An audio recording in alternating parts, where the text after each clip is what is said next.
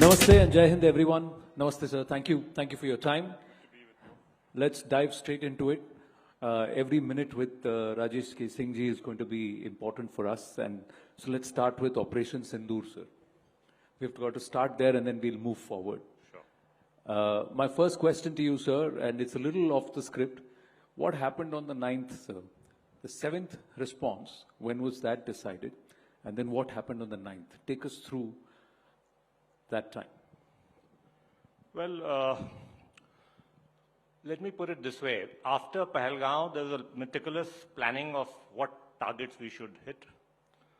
The intent this time was to go beyond the foot soldiers and hit the headquarters, particularly of these two outfits, the LET and the Jaish-e-Mohammed, at Muridke and Bahawalpur respectively.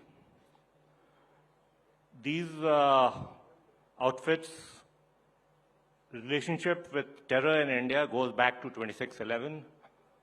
They were also involved in the Parliament attack, and the idea was to send a clear message. And we felt that the message would only go if we hit the headquarters and not just, some of the camps. The planning, therefore, was focused on that. The intent was to hit only the terrorist outfits. 9 targets were hit, including these 2 main ones. Again, the intent was to convey to the Pakistanis that this is a non-escalatory, calibrated operation hitting only terrorists, and there was no intent ever to hit their military infrastructure or their civilian assets of any kind. That was conveyed or sought to be conveyed to them the next day. They did not respond to our calls at the DGMO level and decided to escalate.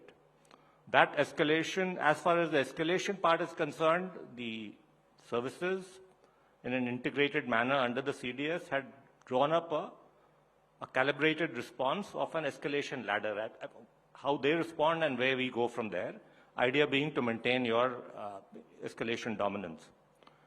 That process thereafter started. They responded. Our air defenses held very well.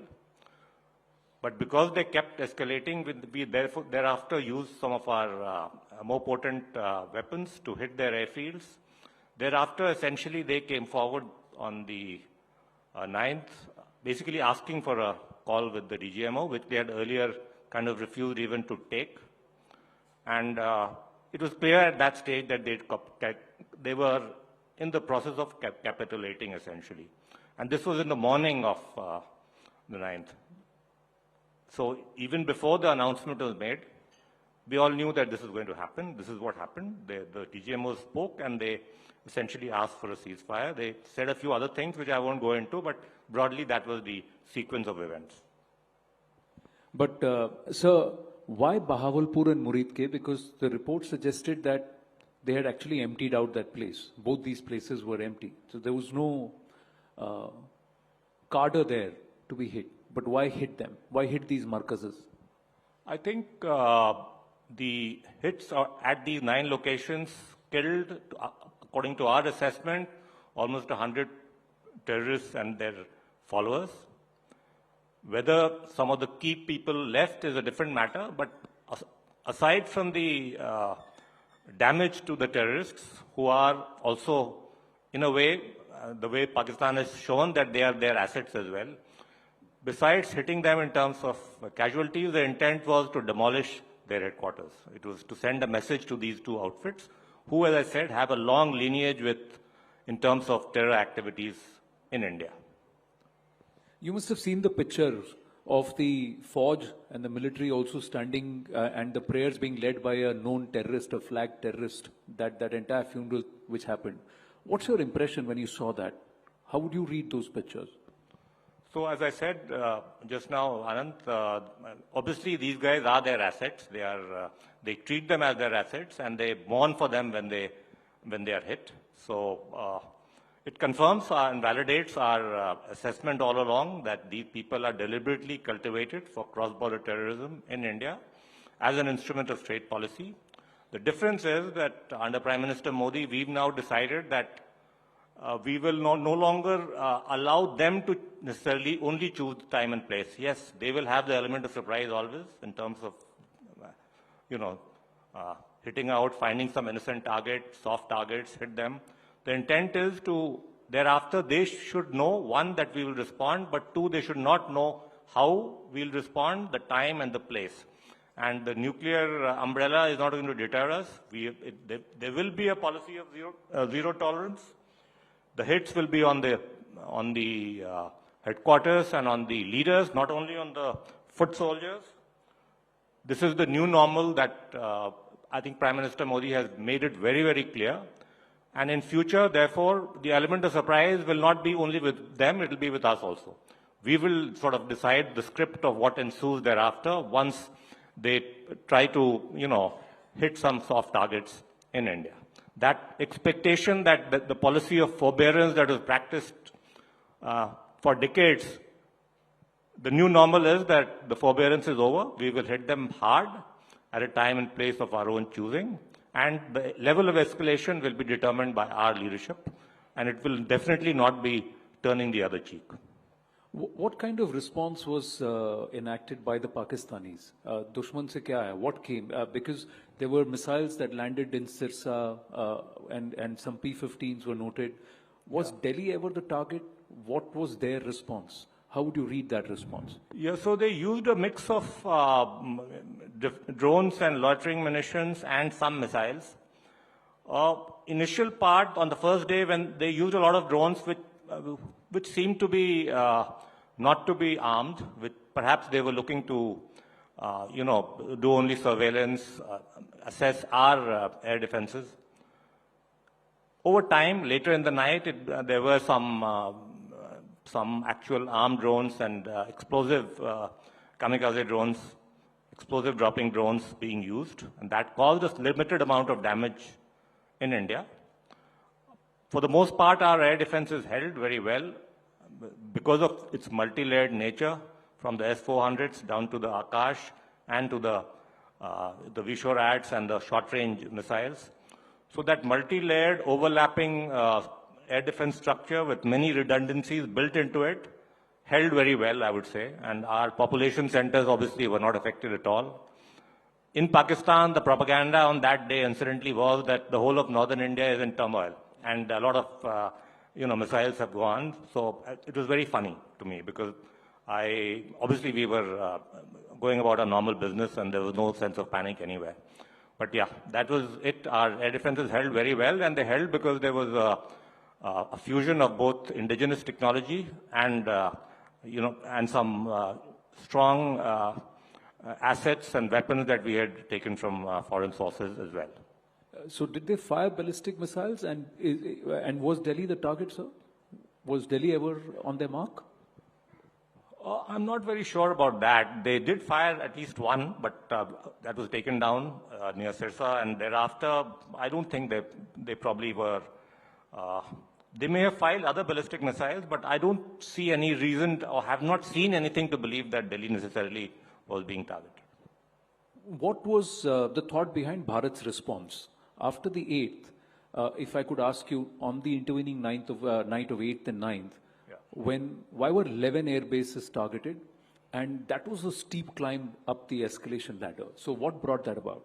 That brought it about because, as I mentioned, that it had been made clear to them that we are not hitting your military targets or anything else. Our action was confined, calibrated, and limited to the terrorist headquarters and terrorist infrastructure alone. Despite that, they decided to act as if these people were their own assets. They escalated using initially different types of drones and gradually built it up to armed drones and explosives dropping drones.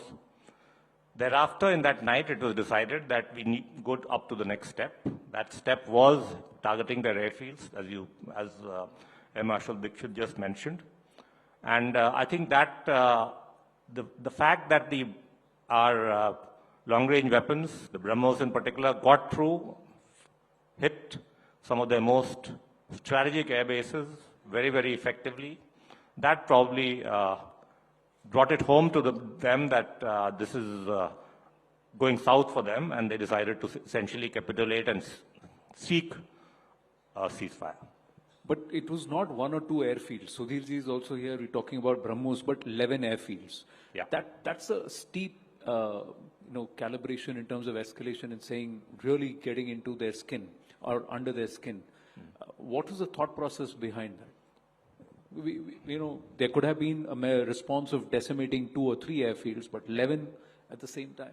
I think the intent was to go all out once they, kept escalating, despite our warning that we are being calibrated, strategic, confining ourselves.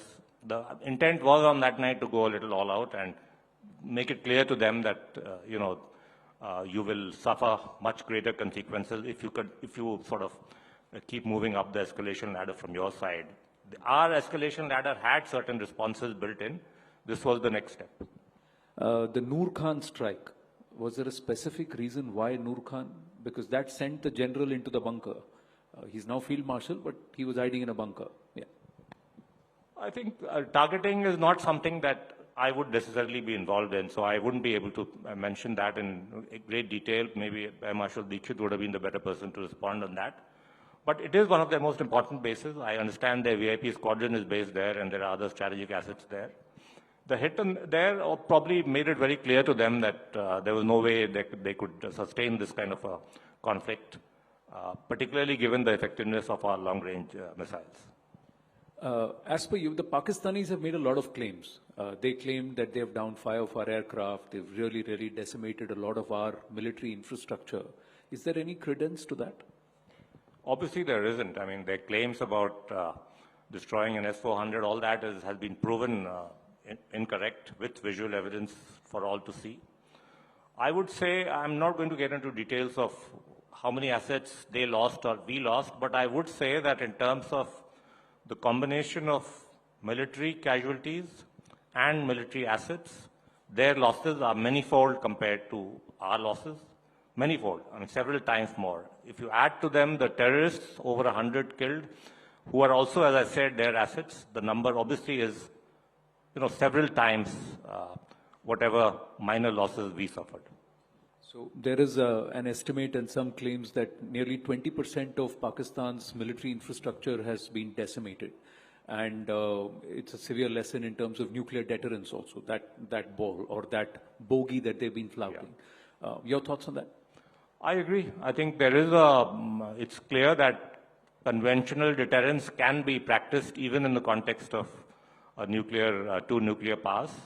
There is always a little bit of uncertainty about something unthinkable happening, but I think it's been established that you can practice some level of conventional deterrence even under a nuclear umbrella, and people's bluff can be called when it comes to some of these, the saber rattling that they used to do earlier. The truce, the ceasefire, or the pause, the call from the Pakistanis. Donald Trump made a lot of claims, talked about a trade deal, intervention. There's talk that some of the Middle Eastern nations were also talking. Your thoughts? Was there pressure? I mean, this is something that perhaps the MEA would be in a better position to answer, but I do want to emphasize what has always been said, that this was a bilateral sort of agreement. If you see the sequence, I mentioned the fact that this came about, request for a talk came in the morning. We knew at that stage already that they were about to capitulate.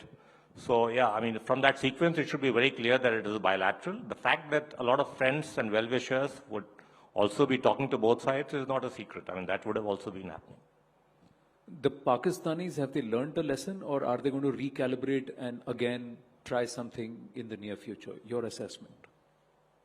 I mean, their intent, we can only assess their actions. So we'll wait and see. I mean, I think deterrence works with them for a certain amount of time. Thereafter, they often go for a further provocation. I wouldn't rule out anything. End of the day, it's a state where the old cliche goes that it's an army with a state. And it's true, they've captured the state apparatus. They've captured the state's resources as well. They are, as I mentioned in another interview, this gentleman, the field marshal, sits on an investment facilitation cell there, deciding where resources should go and what should be done. I mean, he's essentially deciding economic and financial public policy as well. So yeah, it's a very different kind of a state, and obviously they are therefore able to divert resources from their economy, which has gone through, I think, if my memory is correct, they've gone through 24 IMF bailout packages. Their GDP is about 1/10 of ours. And right now, the last I saw the data, 2 of our Indian states, Tamil Nadu and Maharashtra, have higher state domestic products than Pakistan. 3 others, Karnataka, UP, and 1 other state, Karnataka, UP, and Gujarat, I think. 3 others are going to sort of get ahead of Pakistan in GDP terms by the end of this year. So obviously, the ability of this army to garner resources, divert it for the military, while keeping its population without social and economic security, that is the real challenge there. And it's important to expose this, because that is why they've, as a country, they've even gone behind Bangladesh when it comes to per capita GDP and in terms of economic and social indicators. Taking the conversation forward, what, according to you, are the 3 or 4 big learnings from this 90-hour conflict? And was there a moment where we also had to recalibrate as a nation in our response? Did we underestimate, overestimate somewhere? Yeah, so in terms of lessons, obviously it's very clear the primacy of air power and the need to increasingly the recourse to long-range weapons, weapons that are to be fired from a standoff distance, away from increasing use of unmanned systems. Those lessons have already come out from the Middle East and the Ukraine conflicts. It was brought home to us more clearly during this conflict. There was quite a lot of use of drones and loitering munitions, kamikaze drones on both sides. And the lessons that we've learned is that we need to double down on our indigenization efforts to ensure that we build a large, effective military drone manufacturing ecosystem. Right now, most of our drone manufacturing is in the civilian space.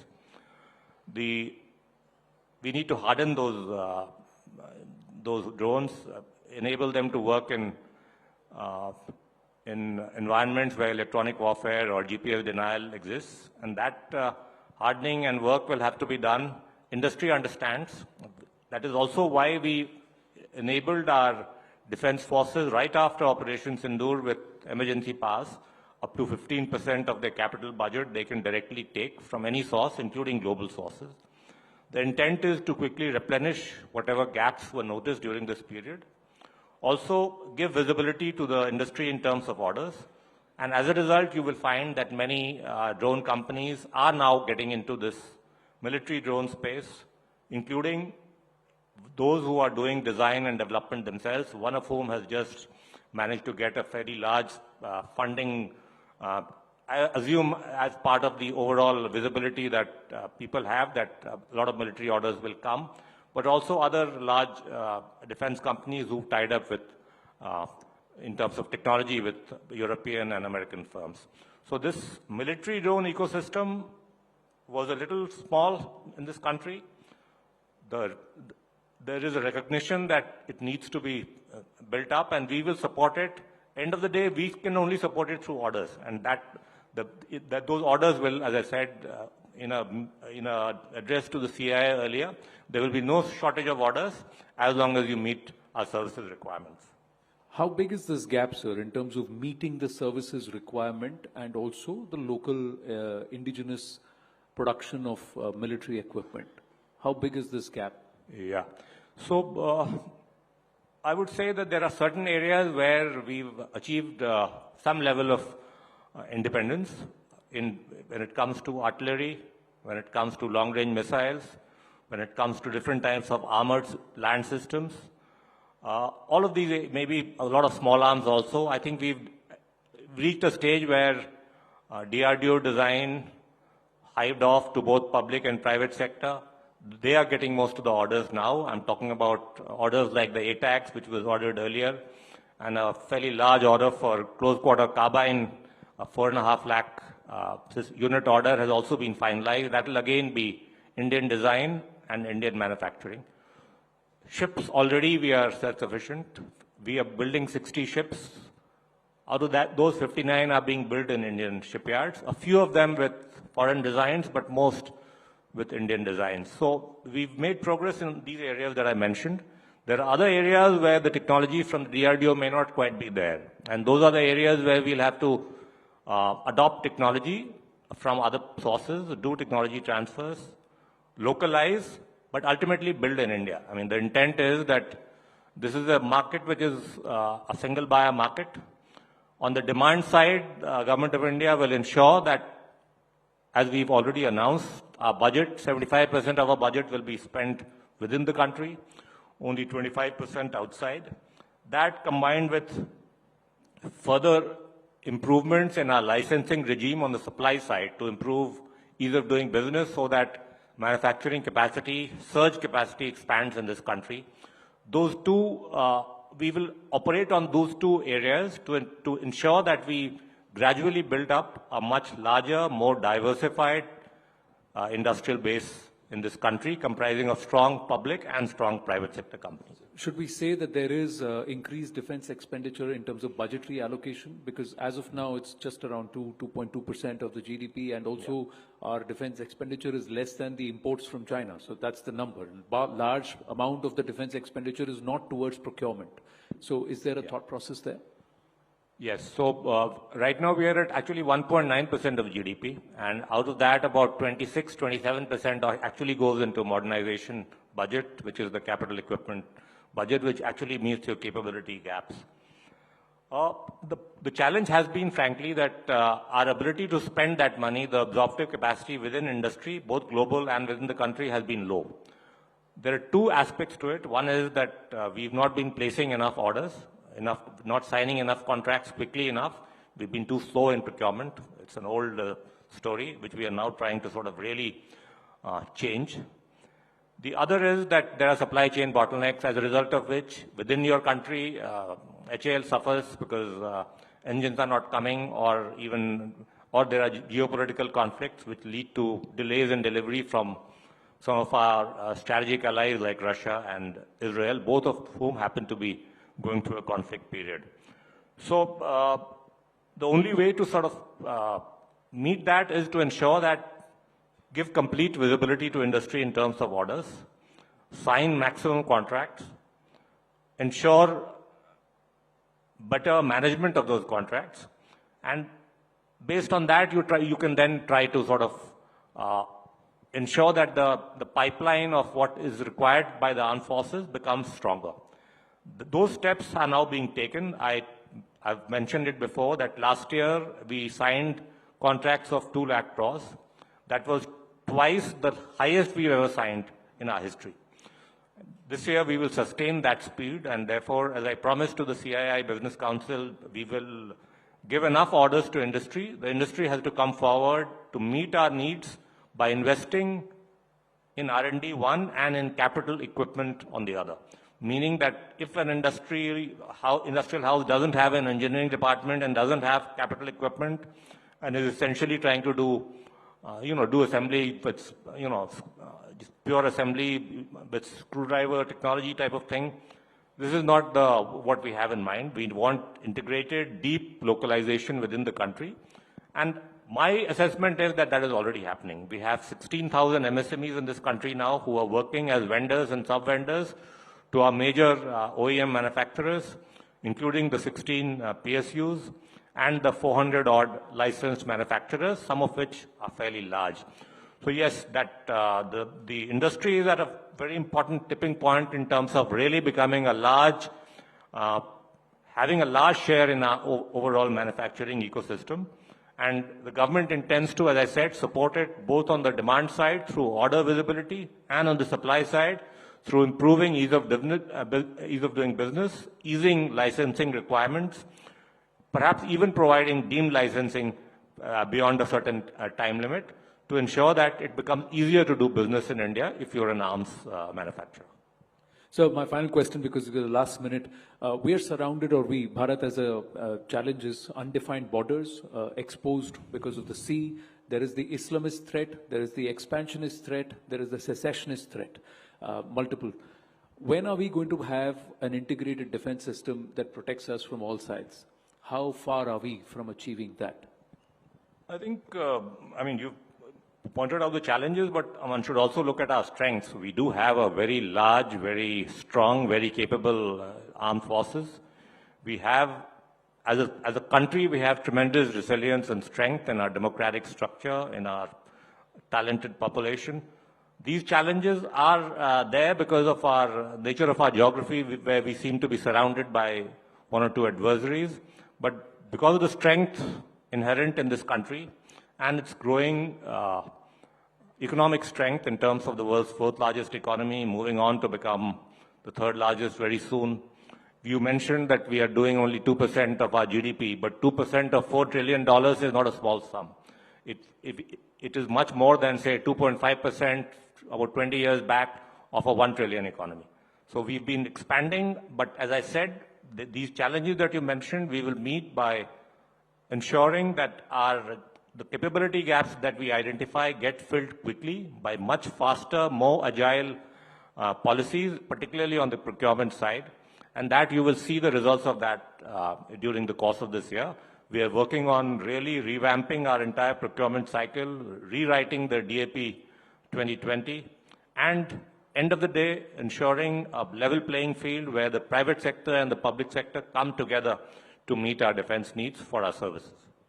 Any timeline for this, or do you see a goal where we'll be truly Atmanirbhar, not dependent on foreign technology, foreign equipment, machinery, for our own security needs, defense needs?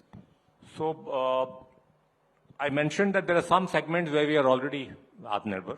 There are others where we have to focus on, and in the air domain, there are critical gaps, particularly in engine technologies, for which we probably will have to think about a national mission. That's a fairly yawning gap which we need to fill.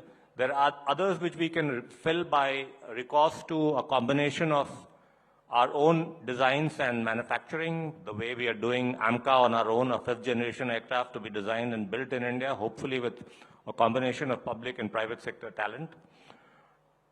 In the short run, you will have to rely on technology transfers. Main point I would like to make clear is that India has decided that we'll spend our money within this country. So whether it is Indian design and Indian manufacture, or whether it is technology transfer and thereafter Indian manufacturer, the bulk of any platform that we take, any large acquisition that we do, will have to be made within the country. That much is very clear, and therefore industry can rest assured that if you are in this business and if you are willing to put in your heart and soul into a combination of both R&D and sufficient focus on, capital equipment to meet the requirements of that industry, there will be no shortage of orders. So defense is good business. Make in India and indigenous tech, indigenous equipment, that's the direction that we're taking. To all our viewers here at the CNN News 18 Town Hall Defense Edition, Rajesh K. Singh. Thank you, sir. Thank you.